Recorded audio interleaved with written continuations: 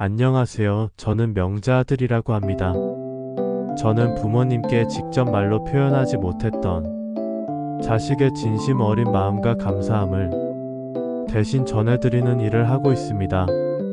오늘은 그 시절 저에게 너무나도 큰 돈처럼 느껴졌던 99,000원이라는 가격표가 붙어있던 신발 한 켤레에 얽힌 이야기로 시작해보려 합니다.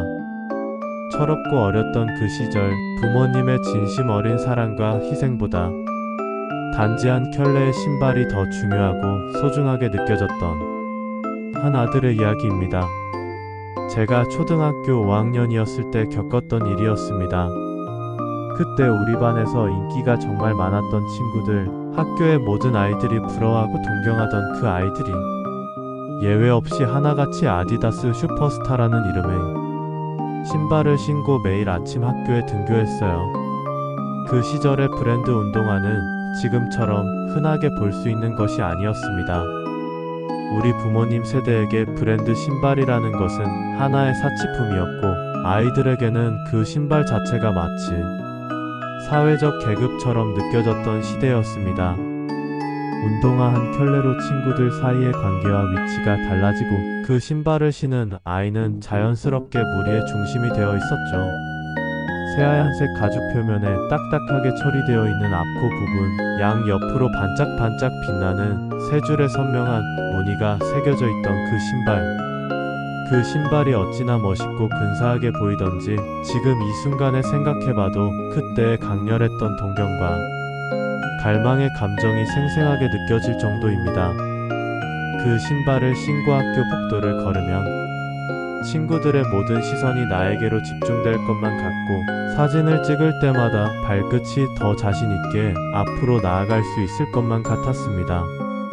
어린 마음속에서는 그 신발 한 켤레가 마치 나 자신의 존재 가치를 증명해 줄 수 있는 하나의 증표처럼 느껴졌던 거죠. 엄마, 나 저거 딱 하나만 사주시면 안 돼요? 신발 가게 진열대의 작은 가격표에는 99,000원이라는 숫자가 또렷하고 선명하게 적혀 있었습니다.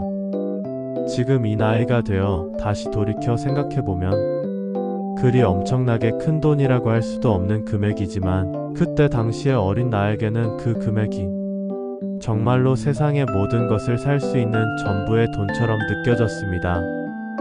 그 신발 한 켤레만 손에 넣을 수 있다면 친구들과 나 사이에 보이지 않는 거리도 좁아질 것이고, 내 마음속 깊은 곳의 부족함과 열등감이 한순간에 완전히 사라질 것만 같았죠. 엄마는 내 말을 듣고 잠시 동안 아무런 말씀도 하지 않으셨습니다. 아빠는 읽고 계시던 신문지를 천천히 한 장 한 장 넘기시다가 아무 말 없이 그대로 무릎 위에 조용히 내려놓으셨습니다. 그때의 침묵이 어린 나에게는 너무나도 차갑게만 느껴졌습니다. 하지만 지금 돌이켜보면 그건 단순한 거절의 침묵이 아니라 자식에게 해주지 못하는 미안함의 침묵이었다는 걸 비로소 압니다. 잠시 후 엄마께서 조용하고 낮은 목소리지만 단호하게 말씀하셨습니다. 무슨 초등학생이 신고 다닐 신발 가격이 10만원씩이나 하니? 다음 기회에 사주도록 하자. 그 말씀이 왜 그렇게 냉정하게 들렸는지 그땐 전혀 이해하지 못했습니다. 그날 나는 앉아있던 자리에서 벌떡 일어나 큰 소리로 외쳤어요. 겨우 그깟 신발 하나도 제대로 사줄 수 없어요? 다른 집 아이들은 부모님이 다 사주시는데 왜 우리 집만 안 되는 거예요? 이런 작은 것 하나도 사줄 수 없는 게 무슨 부모라고 할 수 있어요. 그 말들은 너무나도 어렵고 너무나도 잔인한 말들이었습니다. 엄마의 두 눈이 잠깐 흔들리는 게 보였지만 그 어떤 말도 하지 않으셨어요. 그저 조용히 손에 들고 계시던 젓가락을 식탁 위에 천천히 내려놓고 조용히 고개를 숙이셨습니다. 바로 그 순간 집안의 공기가 완전히 달라졌습니다. 숨소리 하나조차 무겁게 느껴질 만큼 깊고 적막한 시간이 천천히 흘렀습니다. 나는 그대로 방으로 들어가 문을 세게 닫아버렸습니다. 쾅! 그 무겁고 큰 소리가 집안 구석구석에 울려 퍼졌습니다.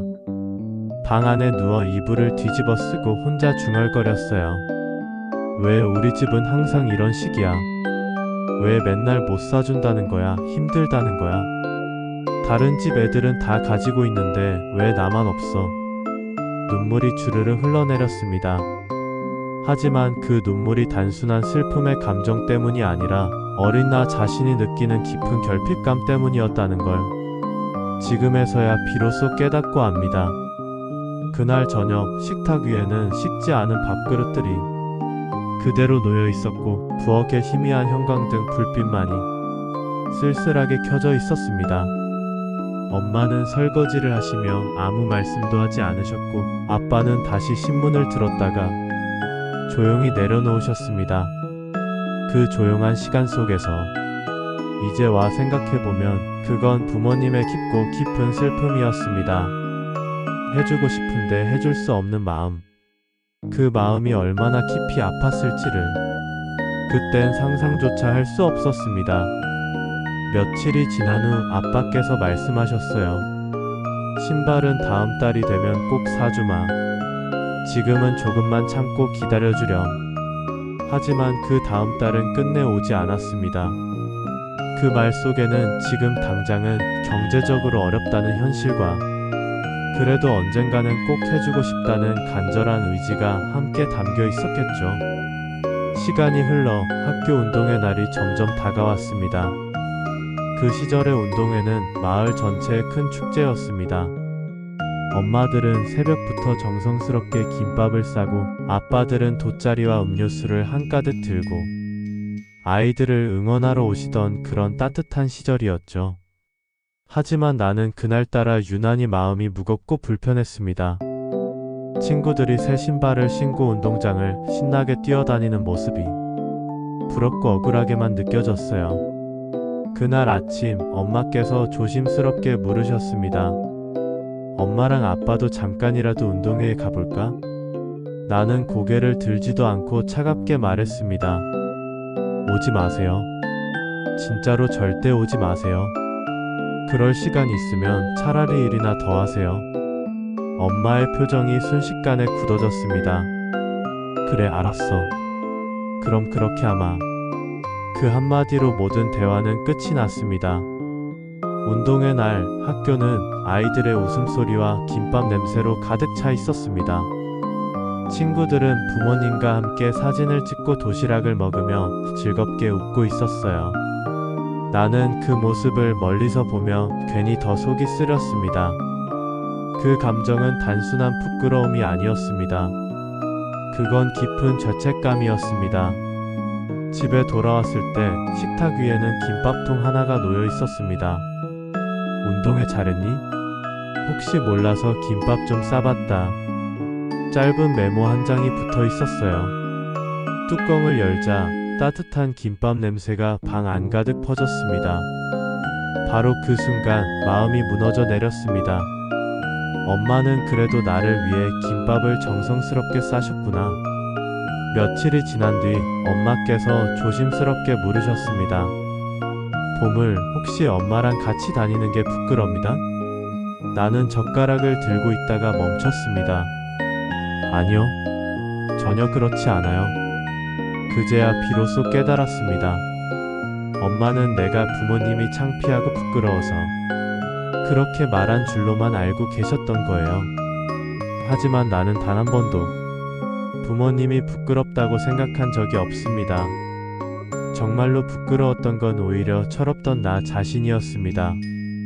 이제 33이 된 나는 다시 고향으로 돌아와 결혼 전 자취를 하며 모교였던 초등학교 앞에 살고 있습니다. 퇴근길에 초등학교 앞을 지나갈 때마다 그날의 냄새와 감정이 생생하게 떠오릅니다. 따뜻한 햇살, 운동장의 흙냄새, 그리고 그때의 말들.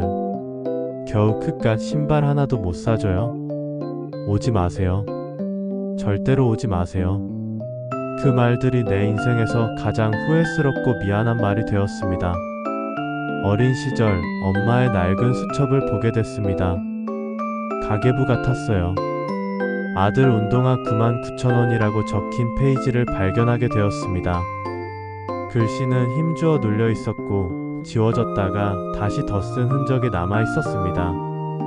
바로 그 순간 그날의 침묵이 생생하게 떠올랐습니다. 엄마는 상처를 받으셨으면서도 그 신발을 어떻게든 사주시려고 마음속에 적어두셨던 거예요. 이제는 분명하게 압니다. 그 신발의 진짜 가격은 단순히 99,000원이 아니라 엄마의 한 달 노동, 아빠의 땀, 그리고 두 분의 깊은 사랑이었습니다. 엄마, 그때 정말 진심으로 미안했어요. 그깟 신발 한 켤레에 화를 내고 상처되는 말을 해서 너무나도 미안했어요. 그때 못 사주신 게 아니라 이미 너무나도 많은 것들을 주고 계셨던 거예요. 세상의 모든 부모님께 말씀드리고 싶습니다. 내가 자식에게 잘 못해줘서 미안하다. 그런 말씀 이제 그만하세요. 자식들은 이미 알고 있습니다. 그 묵묵한 삶의 무게가 얼마나 깊고 진한 사랑인지. 진짜 사랑은 화려한 말이 아니라 그저 살아가는 모습으로 조용히 전해지는 것임을요. 부모님의 평범한 하루가 자식들에게는 이미 충분한 사랑입니다. 그리고 혹시 지금도 그때 못다 한 말이 마음속에 남아있다면 오늘 지금 이 순간에 그 한마디를 꺼내보세요. 엄마, 아빠, 그때는 몰랐어요. 이제야 알아요. 정말 감사합니다. 이 이야기는 가난했던 시절의 추억이 아니라 진정한 사랑을 배운 날의 기억입니다. 명자 아들이었습니다. 부모님께 전하지 못한 자식의 진심, 이곳을 통해 대신 전하겠습니다. 구독과 좋아요는 큰 힘이 됩니다. 감사합니다. 오늘도 행복한 하루 보내십시오.